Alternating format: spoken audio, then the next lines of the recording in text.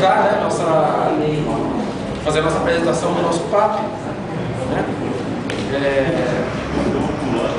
Antes eu quero destacar que, para mim, está sendo bastante gratificante esse curso, né?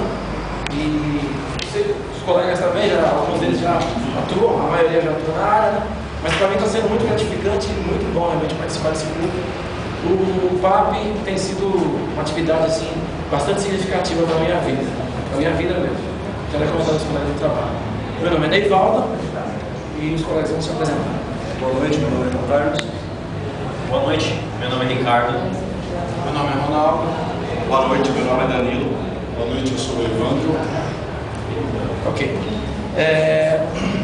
Ficou sobre a minha responsabilidade, né? Fazer a nossa apresentação aqui. O que nós fizemos, né? É um estudo de caso, transporte de vaso de pressão. Nós consideramos que cada atividade é uma missão.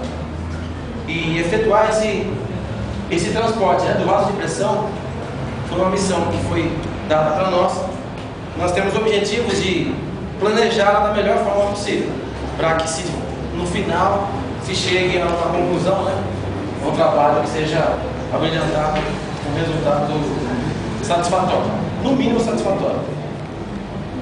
Foi realizada a pesquisa com a finalidade de se obter resultado que leve a empresa a status de excelência no transporte de cargas especiais, que é o nosso caso, né? Nós temos um vaso de pressão, a condição é uma condição especial, né? É um equipamento que é caro, a carga é uma carga pesada, né? Dimensões também bastante expressivas, né? Entendemos que apenas fazer não é suficiente para a manutenção da empresa, muito menos para o sucesso dela. Precisamos ter diferencial competitivo. E é com esse foco de cada atividade, uma missão, é que se consegue atingir realmente diferencial competitivo. Né?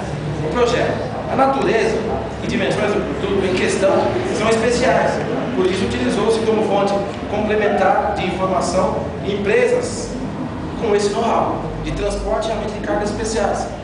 Uma carroça a gente não vai conseguir fazer esse transporte. Né?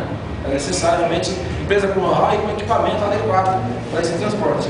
Um exemplo nosso que nós utilizamos, inclusive no nosso papo de conta, né, é a Tomé, uma empresa especializada em transporte de cargas especiais de grandes dimensões.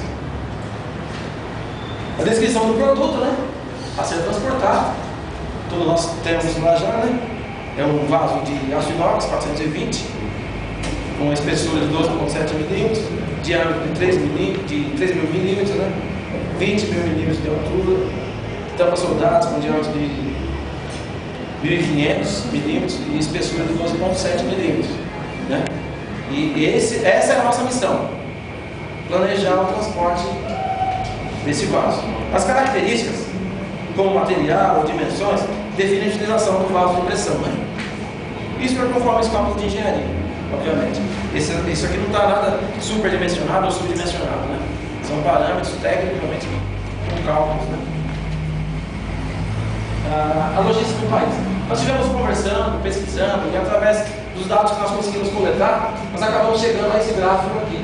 Né? São parâmetros, não está citada nenhuma fonte aqui, porque nós estivemos pesquisando e dados que cada um coletou, a gente fez uma estatística e acabamos chegando a esses números aqui, que são números aproximados. Se você checar estatisticamente, vai dar para isso aí. Né?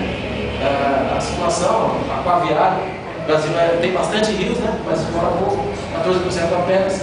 Ferroviário é utilizado apenas 21%, né? E rodoviário predomina. É interessante isso aqui, né?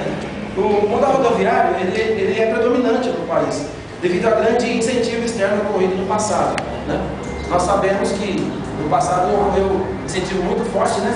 Dos norte-americanos, dos ingleses, para que se expandisse a malha rodoviária, com a finalidade de vender caminhões, né? Sim, por isso nós temos essa situação até incoerente, né, com relação à realidade do país. A escolha do modal, né?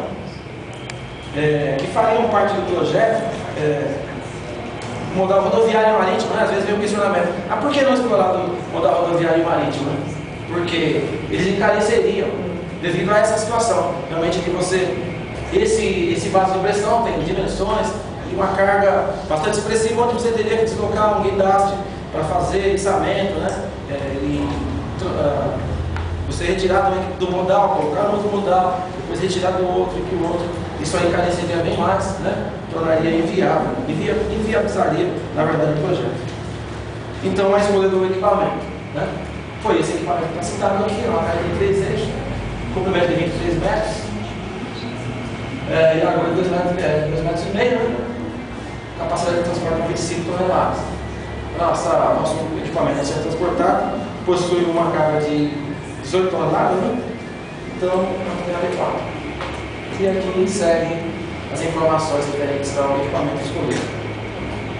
Só para deixar bem claro essa parte, nós optamos pela Tomé, porque foi uma empresa que ofereceu uma parceria com uma transportadora lá no sul.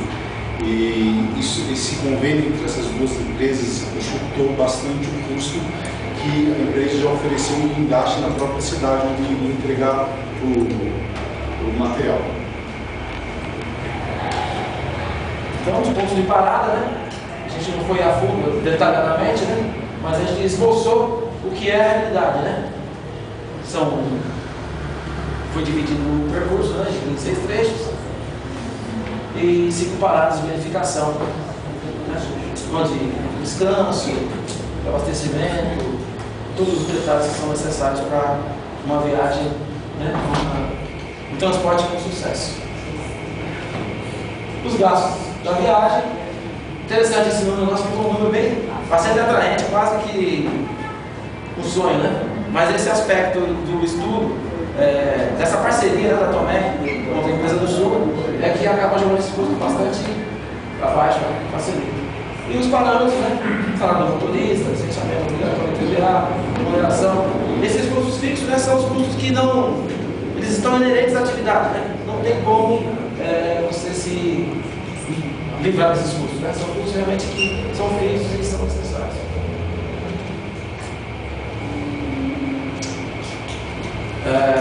Custo variável por quilômetro, baseado no número final que nós chegamos, né?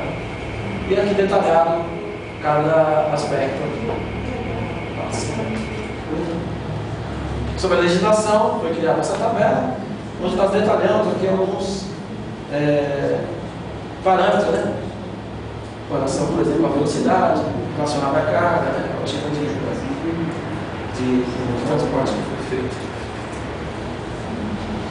O programa de restrição ao trânsito de veículos é um fator bastante crítico, né? E se não levado em conta na elaboração do projeto, a gente pode ter sérios problemas, né? Revisões que podem furar aí de maneira violenta, né? Em São Paulo é um elemento crítico, agora aqui com essa restrição com relação a transporte de cargas, né? Caminhões e tal. Então foi detalhado aqui essa dificuldade. A escolha do equipamento, né? Aqui nós ilustrando aqui o tipo de equipamento que vai estar envolvido na atividade, tanto o caminhão, né? A carroceria, o cavalo, né? A carroceria e o guindaste. Isso. Essa é a nossa apresentação. Muito obrigado.